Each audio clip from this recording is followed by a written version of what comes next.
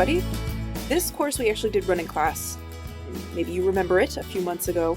And I have run this in an agility trial back in September of 2019. It's a really fun Master Series UKI agility course designed by Judge Judy Riley, and there's a lot of fun challenges in here. So we're going to take a look at the lines and talk a little bit about handling options in this video, and then in future videos you'll see me do the virtual dog walkthrough, and I'll talk you through that, and then also a little bit of my own handling on this course. First, we have our dog starting from here, jump 1, and they have to make a soft left turn, and then make a lead change so that they can make a right turn to go around 3, going here to 4. So this is, you have a couple of different ways that you can handle this. Because it's a soft turn, they do need to be able to change their lead so that they can make this turn. So your choices after jump 2 are front cross or blind cross, and you'll see both of those in the next coming video. And then when you are thinking about the line for 3, you have to know your individual dog pretty well and understand how they turn. The dogs that I run, I don't need to work as hard to help them collect for this than I would if I were running a bigger dog or a very fast border collie, for example. For my dogs, I can, with 2 of them, a small Yakko turn at 3 was enough, and with my smallest dog, I can do a reverse spin from over here and maybe delay the head change, and that's enough to get that turn at 3. So you really just want to make sure that they are, because this is quite a tight turn, that they're landing already on this line going to 4. So if they go wide or if they slip a little bit because they weren't prepared for the turn, those are situations that where dogs can get a little bit injured or things can get kind of dangerous. So really make sure that you, when you are handling this, pick your plan so that your dog will land facing the next correct obstacle. And more to come in the next video on that. Next, we are just simply going from the end of the dog walk. All dog on left here, just a big U line, 5 to 6. But do be aware that wherever you are on the dog walk, that when you commit, so if the handler is anywhere in this neighborhood, you will commit the dog to 5. But if your inclination is to just turn and go back this way, some dogs come through here. So stay connected. You may, for some dogs, also need to go this way a little bit, just to make sure that you parallel that line. In fact, for probably most dogs, that's going to be pretty good advice. So the handler parallels the line. This is the handler, would go this way after you commit the dog to 5, and so you can see that you're paralleling their line there, and then keeping the connection to make sure that they commit to 6. And then, coming off the teeter, they're going here. They need to make a right turn to go to the tunnel, and we want to make sure that they know what they're doing coming out of the tunnel, which is making this left turn to go this way, and we'll talk about those handling options in a minute. But for this one, I think your best bet is to be ahead, so hopefully you have trained your stop on your teeter, or you can at least be ahead here to make a front cross in this neighborhood. So see your dog on the teeter, 1 step to commit, and you finish your front cross before they lift for 7, and are continuing to stay connected to commit them to the tunnel. And when they're committed to the tunnel, they need some kind of information that will tell them that that left turn is coming. So a tunnel break, a name call, a spin, they seeing you move laterally, those things. So again, know your individual dog to know that, to tell them that that turn there is coming. When they come out of the tunnel, we have a couple of different handling options now on number 9. One option is the slicing line, going that way to the tunnel. That's option 1. You also could think about, for some dogs, maybe this wrap. Okay, now you can see the difference there between the 2 lines from where they take off from 10. But those are your 2 options there, and as to which one is the right one depends on your individual dog. I think for most dogs, the slicing line is going to be the faster line, even though it does appear to be longer, because they can stay in extension, and the nice thing about this line is that they're easily facing jump 10. Whereas if you handle this wrap, the tricky part about it is making sure that you're in the correct position out of the tunnel so that the dog can see where they're going, and that you really support this turn, so it means keeping your chest laser pointed towards the landing and staying strongly connected and moving out of there while seeing the dog. Otherwise, they will still attempt the slice or they'll jump wide. Or possibly even if you keep your chest laser here too long, they may make a lead change away from you if they make a lead change very easily.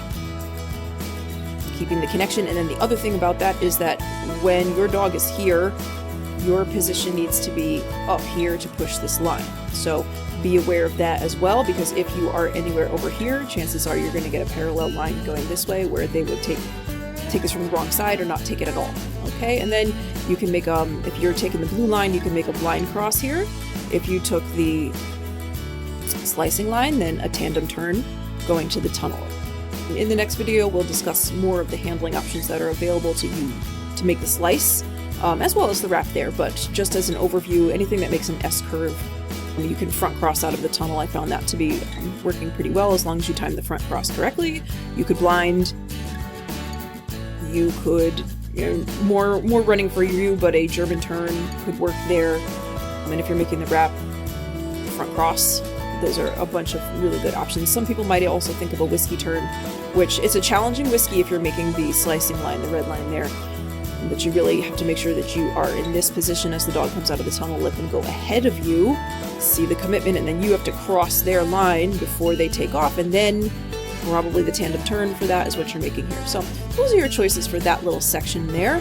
And then when they're committed to this tunnel, when they reach this point, about 3 feet or so from the tunnel, you need to do some sort of tunnel break. So whatever position you're in doesn't matter. You're probably in this neighborhood here, but stop your motion, say a name call, because if you don't, this is the probable line out of the tunnel, or at least they'll come out looking at that one. And what we want them to do is come out this way. And probably that's going to be the reality line. You're not going to get that tight of a turn out of the tunnel, but at least so that they know that this jump is not in play and that they're heading this way. So see them over your left shoulder, and you keep moving and keep connected to commit them to the weave poles, going to 12. And then when they're in the poles, keep moving forward through here and some kind of cross, front or blind, so that you are already seeing them on the correct side and in position to handle your choice for the next sequence 13 through 15. Now there, also, we have a couple of handling options. When your dog comes out of the weave poles, they're going this way. This line, I think, makes the most sense over 15. That's not the reality line, but it's a little harder to run this sometimes. But what you do over 14 is the question. So one choice is to turn this way. The other choice is to go this way.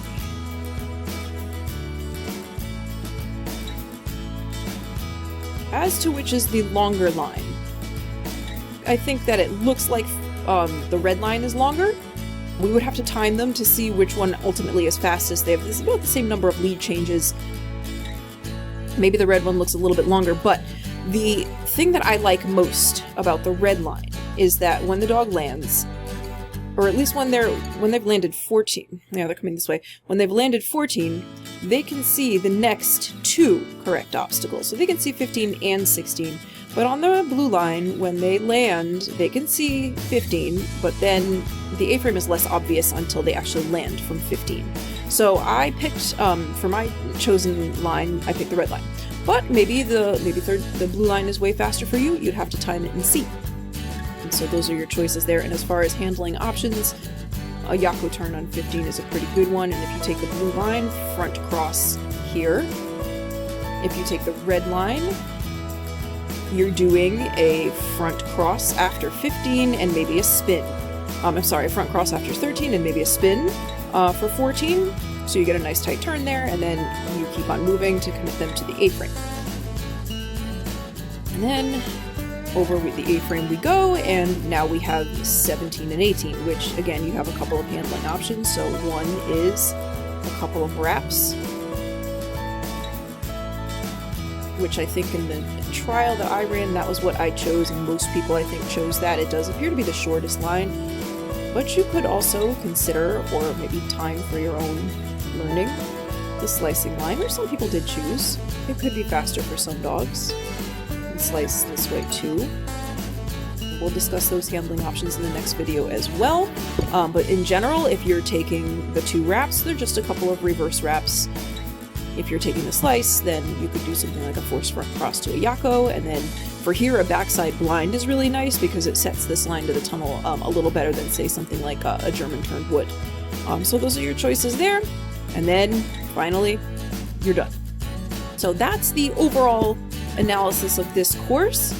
Let me know what questions you have, and you will see me walk through this in the next video, and then after that, even see me do a little bit of handling. Okay, talk to you soon.